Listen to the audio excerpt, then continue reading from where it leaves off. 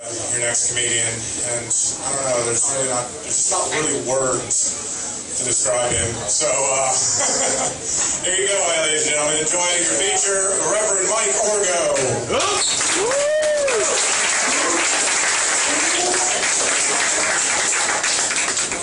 I am the Reverend Mike Orgo, and I want you to want me.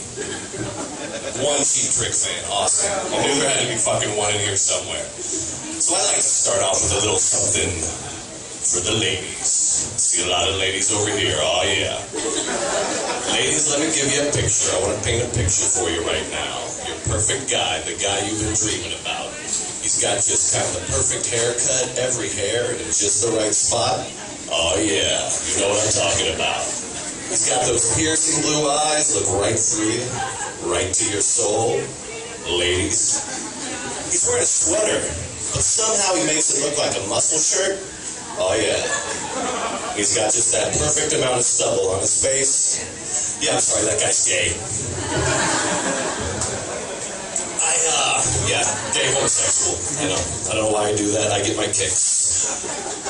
I like science fiction television. I like Star Trek. Is anybody familiar with this show? It's popular, I'd like to believe. And there's that big debate that rages, who's the better guy, Captain Kirk or Captain Picard? Well, I'd like to throw another name into the list there. Kirk. I'm a Picard guy, really, but I was thinking, what if George W. Bush was commander of the Starship Enterprise? These are the thoughts that keep me awake late at night. Captain's log. Stardate. I don't know. But we are in outer space. That I am sure of. I am the captain of the Star Trek Starship Enterprise. And I'm having a good time out here. I'm sitting here in this chair. It's got lots of buttons and lights. Here comes my man, Mr. Spock. Mr. Spock, what do you got to tell me?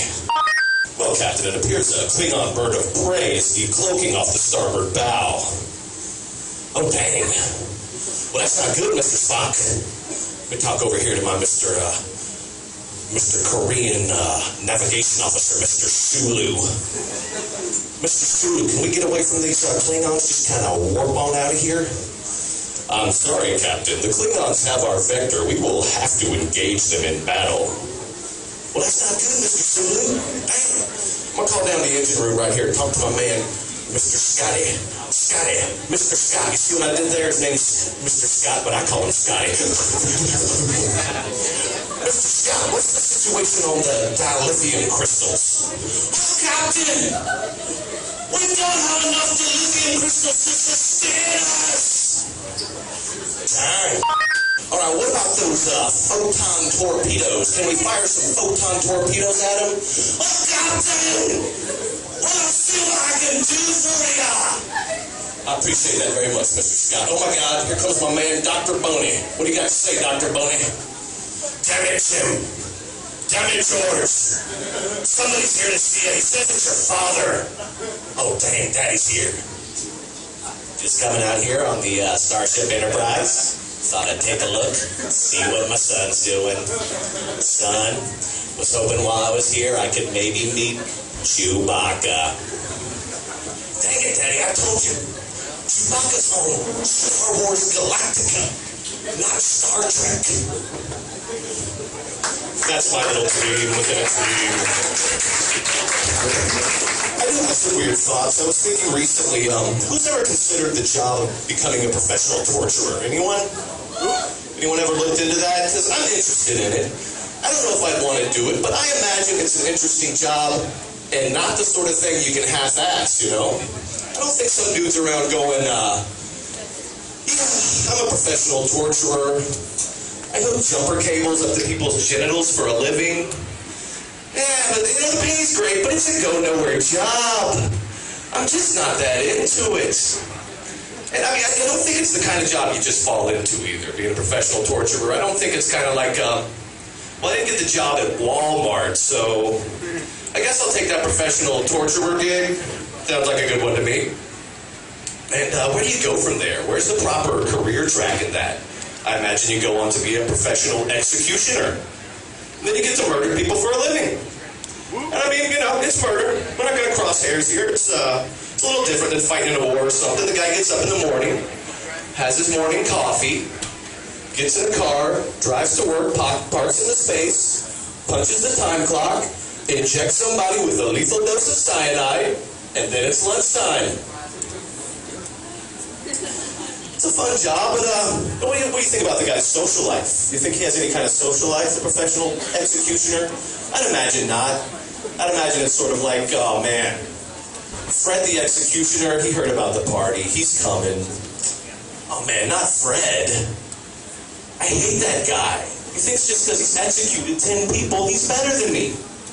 And he always wants to shock my channels with his goddamn jumper cables.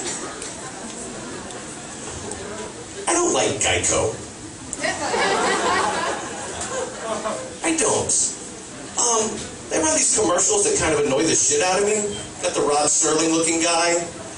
Can switching to Geico really save you 15% or more on your car insurance? Do woodchucks chuck wood? No, they fucking don't. You wanna know why? They got no thumbs. This is just lazy advertising, folks. We'll do the tongue twister right quick. How much wood would a woodchuck chuck if a woodchuck could chuck wood?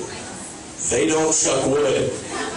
Therefore, I'm thinking Geico is going to rip you off. It will not save you 15% or more if you switch to it. Stay away from Geico, folks. I'm going to do it on time here, Arnold. 4 minutes? Okay. I'm waiting for my big finish, seeing what I can fill in here while I go to that. Okay, now we'll shoot into the big finish. I like old TV shows, okay? I like the classics. I like the TV theme songs, too. And I was thinking recently, what if I put a new spin on some classic TV themes? I like the Brady Bunch. It's a great show. I love that theme song. But I'd like to hear what Marilyn Manson would do with it. I think Manson could do a good job with the Brady Bunch theme. Ow. Ow. Here's the story of a lovely lady who was bringing up 3 very lovely girls. They had hair of gold like their mother, the youngest one in curls. Till the one day when the lady met this fellow, and they knew it was much more than a hunch, that this group must somehow form a family. And that's the way we all became the Brady Bunch. The Brady Bunch. The Brady Bunch. That's the way we became the Brady Bunch. Thank you. Won you over with a little singing. Great. Is anybody familiar with Pantera? Do we have any Pantera fans in the audience tonight? My friend Jason Quigg introduced me to Pantera a long time ago. You're gonna love this. The Friends theme song. I was thinking, what if Pantera did the Friends theme song?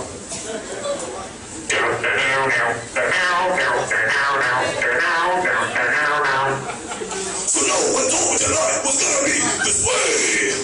Your job's a joke, your road, your love, I see your way. It's like you're always stuck in second gear.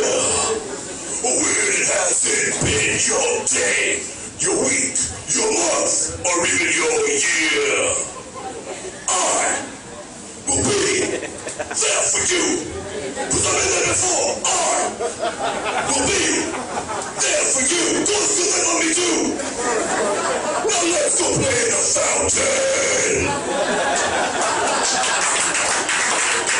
Thank you. This is the last one here. Huge Rob Zombie fan. Rob Zombie's God. You know, I'm not agnostic because I believe Rob Zombie's God. And Rob Zombie, in my eyes, is the perfect man to redo the Gilligan's Island theme song. as you sit right back in your heel on the tail of that tail of a faithful trip. Hey, let's start it from the stomach board up on this tiny ship. Yeah, first mate was about his sailing man, the skipper, breaking the trip. 5 passengers set sail that day for a 3-hour tour. Yeah, a 3-hour tour. A 3-hour tour. Yeah. I live with Mike Orgo. Thanks for that.